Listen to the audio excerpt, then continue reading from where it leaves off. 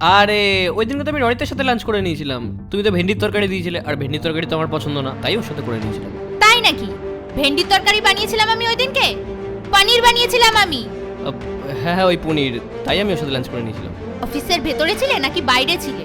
ভেতরেই ছিলাম, বাইরে কেন থাকবো? তুমি বি ব্লকে গেছিলে? আমি বি ব্লকে কি করতে যাব? না, আমার ফ্রেন্ড দেখেছিল ওখানে তোমাকে।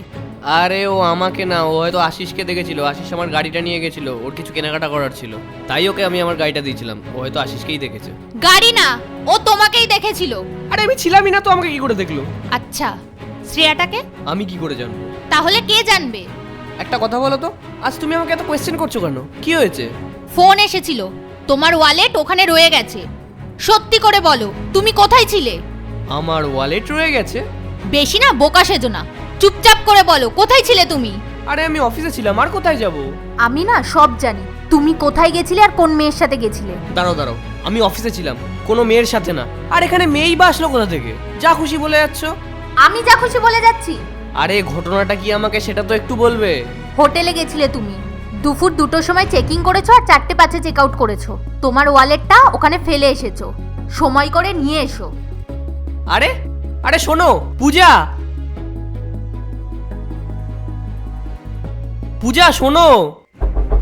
পূজা পূজা, আমি অফিসে গেছিলাম আর কোথাও যাইনি, সত্যি বলছি।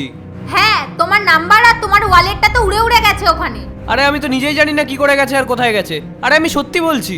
হ্যাঁ, এখন কি করে তুমি জানবে? হোটেলের লোকেরা আমার নাম নিয়েছে নাকি? ঋষভ সেন নামে ফেক নাম ইউজ করেছিলে তুমি। আরে আমি কোনো নামটাম ইউজ করিনি, কেউ হয়তো মজা করছে। হ্যাঁ, তোমার নাম্বার আর ওয়ালেট তো তাহলে মিথ্যা কথা বলছে। দেখো রাহুল, তোমার যা বলার সেটা মাকেই বলো, আমি মাকে ফোন করে ডাকছি। দেখো, মাকে ফোন করার কোনো প্রয়োজন নেই, আর এসবের মধ্যে বড়দেরকে একদম টানবে না। আরে আমার সাথে তো একবার কথা তো বলো।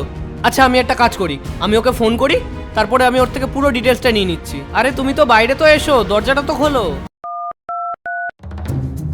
হ্যালো স্যার, আপনার সাথে আমার একটু আগেই কথা হয়েছিল।